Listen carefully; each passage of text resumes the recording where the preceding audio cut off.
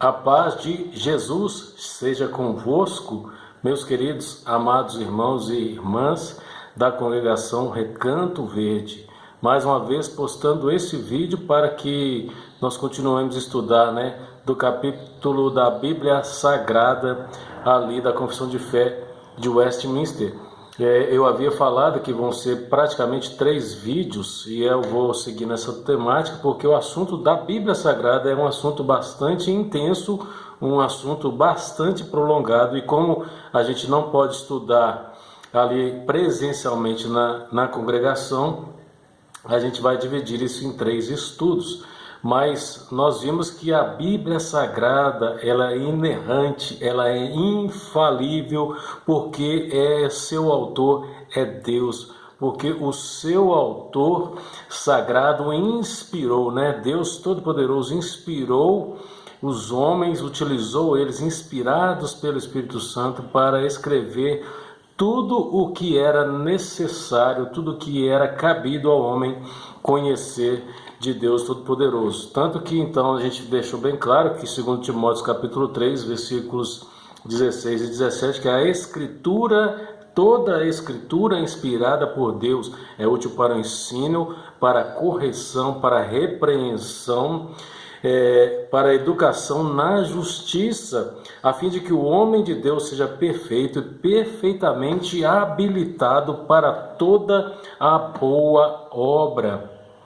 E isso realmente, Paulo escrevendo ali a Timóteo, instruindo seu filho na fé, aquele que ficaria responsável então pela igreja do Senhor, ele devia ser zeloso, ele deveria amar as Sagradas Escrituras e devia permanecer firme na sã doutrina, porque a Escritura Sagrada ela é inspirada por Deus e útil para o ensino, útil para a correção, repreensão, e no sentido que a igreja vai crescer no conhecimento de Deus, Toda a obra, ou seja, toda a escritura é inspirada por Deus e coube a Deus escrever todas as coisas, utilizando homens então inspirados pelo Santo Espírito. Romanos capítulo 15, verso 4, Pois tudo quanto outrora foi escrito para o nosso ensino foi escrito a fim de que pela paciência e pela consolação das Escrituras tenhamos esperança, ou seja, foi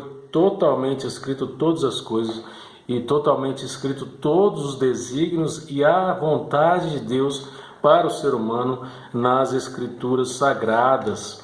E aí a gente vai ver um pouco desse sentido também, sobre o aspecto da Bíblia que nós temos, no sentido dela ser um livro canônico. O que significaria tudo isso, E um pouquinho sobre o que seriam os evangelhos ou os livros apócrifos, que seriam realmente eles e como eles surgiram ao longo da história, do povo e da religião, do povo de Israel e da religião cristã, judaico-cristã, num contexto bem abrangente. Nós sabemos nesse sentido, então, nesse aspecto, já entrando para valer então na canonicidade, o cânon é uma expressão utilizada de medida, de padrão, tipo um tamanho de uma vara, e que servia realmente de um padrão de medida. E a palavra cânon então pegou esse aspecto de dar autenticidade à Escritura Sagrada, no sentido de que só seria compilada então a Bíblia como nós conhecemos hoje se ela tivesse debaixo dessa medida chamada cânon, no sentido dela ser compilada por livros inspirados, por livros inspirados por Deus, de forma que Deus utilizou homens inspirados pelo Espírito Santo para escrever todo o desígnio e toda a obra de Deus. E sabemos então que nós temos 39 livros no Antigo Testamento e temos 27 livros do Novo Testamento, de forma que os 39 livros em toda a Bíblia, então, traduzida, completando os 66, mas os 39 livros, eles eram escritos na língua hebraica originalmente. E lá no período aí de Alexandre o Grande, na Biblioteca de Alexandria, ele chamou mais de 70 copistas, mais de 70 judeus, de forma que eles pudessem transcrever, então, a Bíblia hebraica, no sentido que todo o império medo-persa conhecessem as escrituras sagradas através da tradução, então, para o grego. Então essa Bíblia é chamada de Septuaginta, que é a versão grega do Antigo Testamento. E nós temos a versão dos 27 livros do Novo Testamento, começando ali por Mateus, né, que é a versão realmente original. Ela foi escrita no grego por causa do helenismo, por causa de toda a influência da língua grega no Império Romano ainda. Todos os povos ali daquela região, principalmente da Palestina, mesmo sendo judeus, eles também teriam que falar a língua grega, e por isso que nós conhecemos também os originais da Bíblia no Novo Testamento na língua grega, né? Pegando então Lucas, né, versículo 27 a 44 do capítulo 27, olha o que ele diz: e começando por Moisés, discorrendo por todos os profetas, expunha-lhes o seu respeito, constava em todas as escrituras. A seguir, Jesus lhe disse: são estas as palavras que eu vos falei, estando ainda convosco. Importa se cumprisse tudo o que de mim está escrito na lei de Moisés, nos profetas e nos salmos. E é exatamente isso que nós vemos, a unicidade, a unidade perfeita do Evangelho, ou a unidade perfeita de todo o Novo Testamento com o Antigo Testamento. Porque exatamente nós vimos o Novo Testamento cumprindo tudo aquilo que havia sido prometido no Antigo Testamento, e eles viviam à sombra de uma realidade que iria acontecer no futuro, e essa realidade aconteceu em Cristo Jesus, e por isso que ele salienta nessa medida, e por isso a Escritura é inspirada por Deus, por isso ela não se contradiz, por isso que ela é inerrante, porque o tempo todo ela vai estar em consonância com as Escrituras também do Antigo Testamento, cumprindo tudo o que foi falado então dos profetas, tudo que foi falado por intermédio de Moisés e tudo que foi falado de Cristo também ali em Salmos. E nós vemos exatamente por causa disso, principalmente, não se deve acrescentar mais nada nas Escrituras Sagradas, porque a Escritura Sagrada está completamente escrita, está completamente inspirada, está completamente supervisionada por Deus, como nós utilizamos a expressão, né? Supervisão de Deus, porque Ele com zelo e Ele com amor, com todo o cuidado, Ele cuidou de toda a sua Escritura ao longo da jornada do povo judeu e também agora do povo cristão, fazendo com que nada se perdesse, nenhum pergaminho se perdesse, né? Nós vimos também falar dos pergaminhos ali do Mar Morto, é exatamente uma demonstração do zelo, né? Do cuidado de Deus de manter as Escrituras intactas, de forma que não se pudesse acrescentar nada a ela.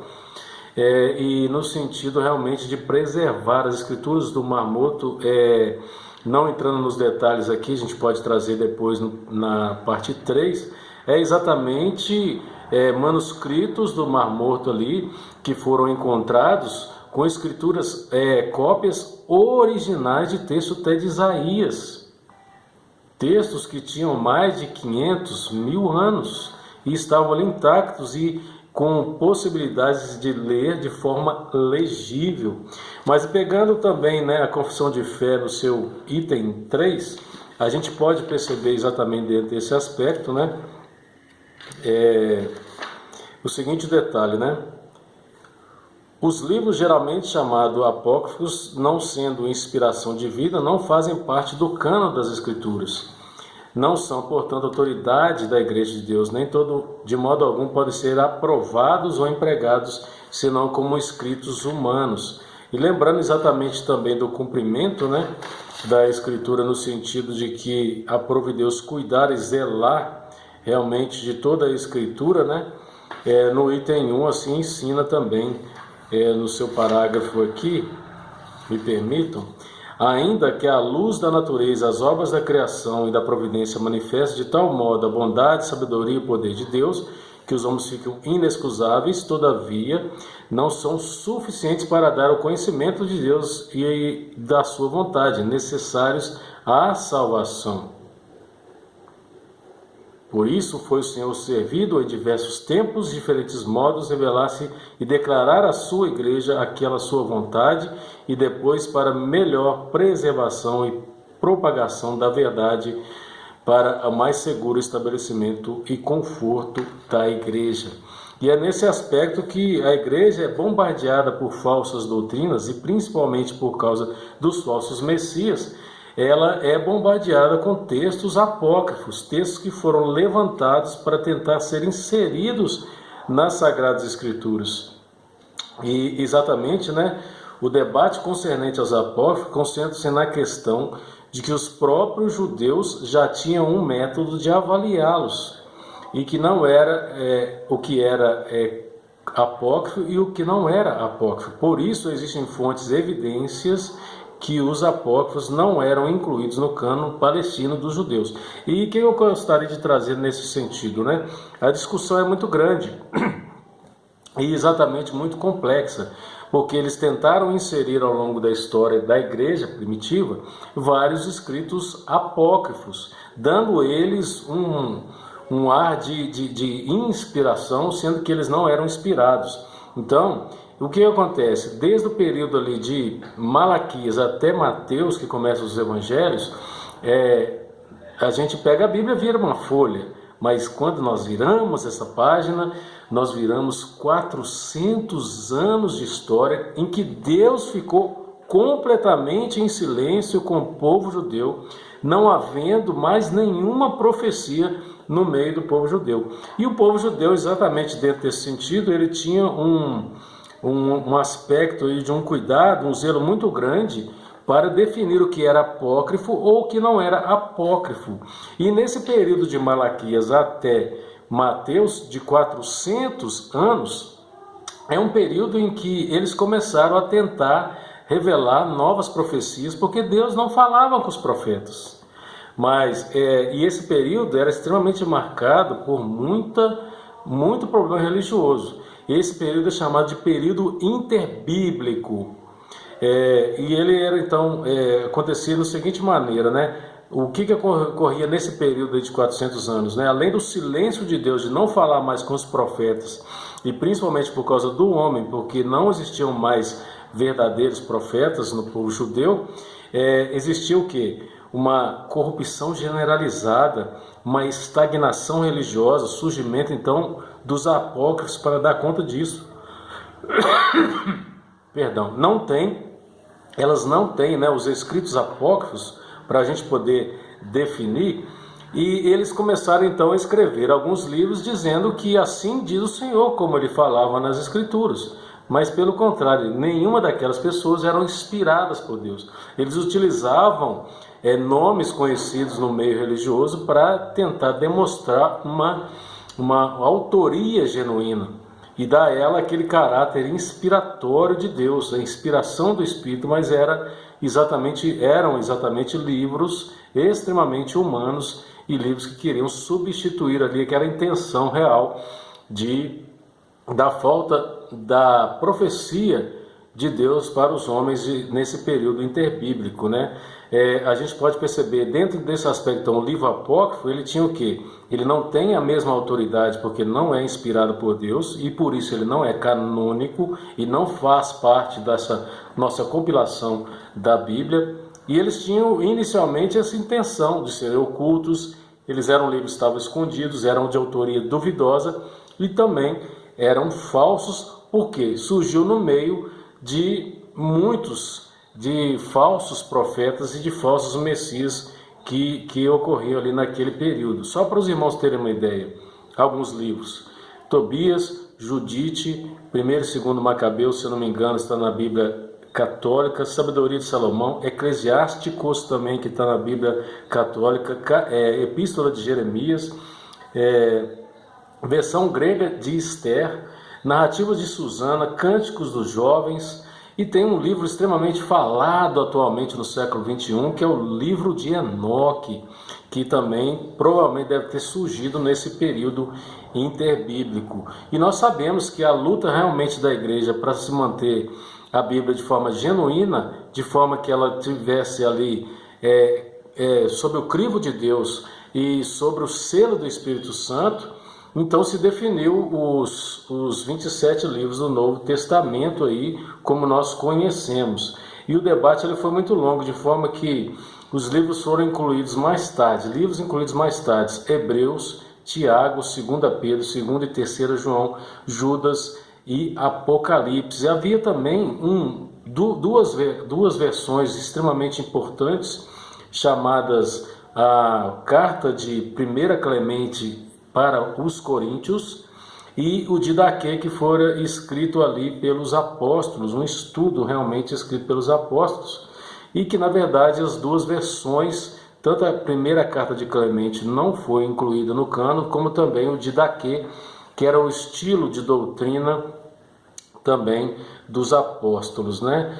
O problema está nisto, né? O compêndio da confissão de fé não tem autoria autêntica dos apóstolos, mas sim de outros discípulos que compilaram a confissão de fé.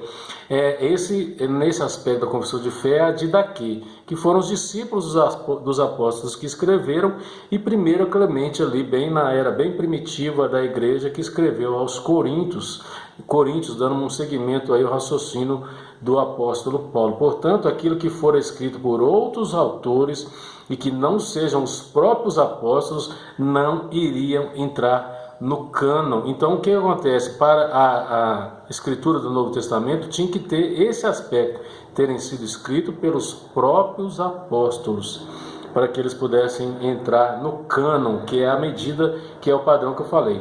E a Igreja Católica rogou para si mesma escolher os seus próprios livros que faziam parte do seu cânon, né? O catolicismo romano, né, ele definiu a tradição acima das escrituras, e nós vemos pela reforma religiosa que a escritura tornou-se o centro das atenções da reforma religiosa, de forma que ela fez parte de uma das 5 solas, né? Solas Scripturas, no sentido de que a escritura está acima da igreja, e a escritura é a revelação de Deus para o homem, fazendo então a sua vontade, fazendo a vontade do Senhor conhecida através da Bíblia, e a palavra de Deus deve ser o centro de toda a fé cristã no mundo, né? Aí a gente poderia definir algumas ideias, né? A visão católico-romana, ela tem uma visão do cânon da seguinte forma, né? O cânon é uma coleção infalíveis de livros infalíveis. E os protestantes não. O cânon é uma coleção de livros falíveis. O cânon é uma coleção falível de livros infalíveis. Evidentemente por causa disso, porque ela é infalível, porque ela é inspirada por Deus e o seu autor supremo é Deus, que inspirou, que realmente falou e revelou toda a vontade dele para homens piedosos, para homens e profetas que pudessem escrever, então, inspirados, né, sob a supervisão do Espírito Santo, né?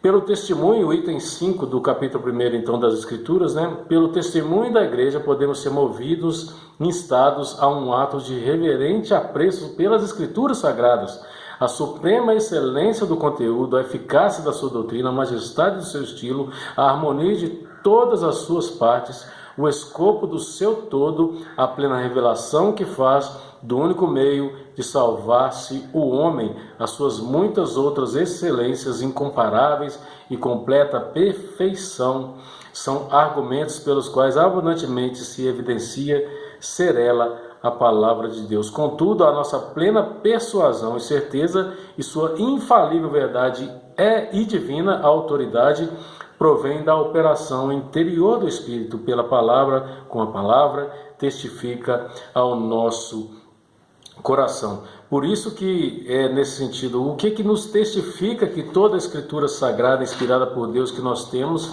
aqui, é o cânon inspirado por Deus. É exatamente o próprio Espírito Santo, né, que testifica com o nosso Espírito, né, através da sua operação interior com nossas vidas, que a palavra de Deus é a palavra do Senhor.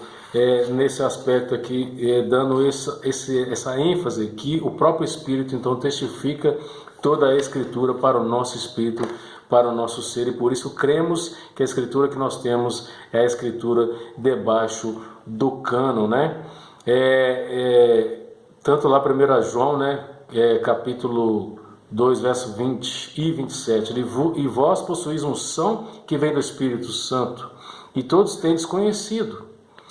Quando a vós outros, a unção que dele recebestes permanece em vós, e não tendes necessidade de que alguém vos ensine, mas como a sua unção vos ensina a respeito de todas as coisas, é verdadeira e não falsa, permanecei nele, como também ele vos ensinou, ou seja, o próprio Espírito de Deus, Espírito Santo do Senhor, então testifica toda a verdade através da Escritura que nós temos, e ele testifica toda essa verdade para nós, porque ele opera em nossas almas, ele opera em nosso coração, testificando a verdade que há nas Escrituras Sagradas. E mais nesse sentido, então, buscando finalizar, né? 1 Coríntios capítulo 2, versículos 10 e 11, nesse sentido que toda a Escritura é inspirada por Deus, e ela foi dada, conduzida para os homens através do sopro do Espírito, através do sopro de Deus, para que esses homens escrevessem sobre a inspiração do Espírito e pudessem compor tudo aquilo que era necessário e tudo aquilo que caberia a ser escrito pela vontade de Deus. Nesse sentido, né? Mas Deus não o revelou pelo Espírito, porque o Espírito a todas as coisas perscruta, até mesmo as profundezas de Deus. Porque qual dos homens sabe as coisas do homem, senão o próprio Espírito que nele está? Assim também as coisas de Deus, ninguém as conhece senão o Espírito de Deus. E nesse sentido, está muito claro que a expressão que nós temos, que a Escritura é inspirada por Deus e útil para o ensino, para a correção, para a repreensão, no sentido de que nós temos certeza que o Espírito Santo, ele testifica essa verdade em nossas vidas através do seu Santo Espírito, porque Deus é o autor da Sagrada Escritura, porque somente o Espírito sonda as coisas de Deus, ou seja, se homens escrevessem da sua própria parte, jamais eles poderiam fazer uma sã revelação de quem é a pessoa de Deus Pai, Deus Filho e Deus Espírito Santo. Jamais, jamais, porque somente o Espírito de Deus sonda as coisas de Deus, somente o Espírito do Senhor perscruta todas as coisas, as profundezas de Deus, e por isso o Espírito Santo que revela o nosso Deus Todo-Poderoso através das Sagradas Escrituras, infalível e inerrante, porque ela é de Deus e não de homens que foram apenas utilizados como instrumentos do Senhor. Qual, portanto, foi o critério que a igreja, então, para receber esse cânon, né? Ela definiu alguns marcas indeléveis, né? Nesse sentido, né? Então, ela tinha que ter autoria ou endosso dos apóstolos,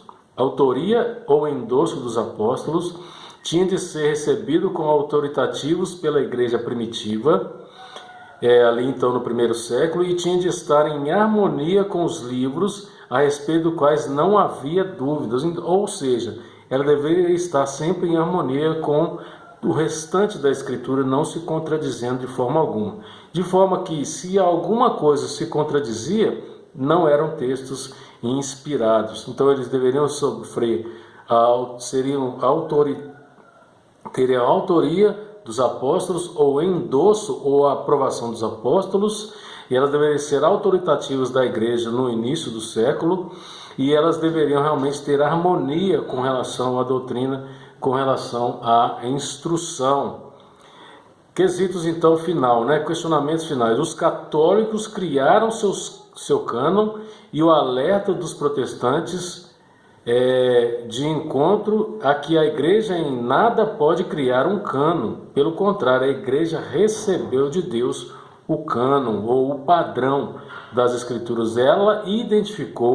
A igreja protestante identificou, reconheceu e recebeu e se submeteu ao cânon das Escrituras Sagradas. Questionamentos finais.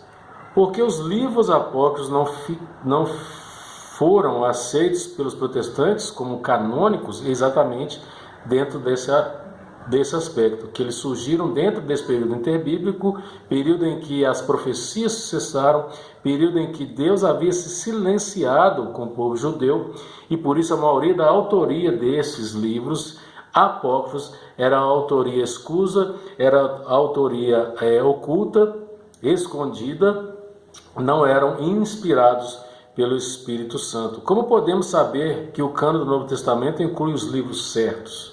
Através exatamente da certeza de que o Espírito testifica a verdade que há nas Escrituras, de forma que ele fala lá em Apocalipse que não pode acrescentar nem um i, de forma que não pode acrescentar mais nada nas Escrituras, sob pena de deixar ou sob pena de sofrer os flagelos que estão escritos nas Sagradas Escrituras, né?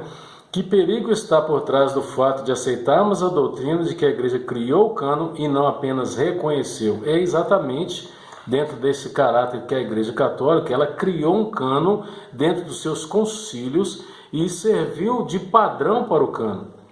Diferente que a igreja protestante, ela recebeu o cânon vindo do Senhor, no aspecto que ela estudou toda a história da igreja, principalmente nos primórdios da igreja primitiva, e usou como parâmetros quais seriam realmente os livros que fariam parte do cânon, dentro daquilo que eu já havia falado, né, dentro da autoria apostólica, dentro do endosso dos apóstolos, sendo autoritativos para a igreja primitiva, e livros, né, que houvessem realmente harmonia com relação à sã doutrina.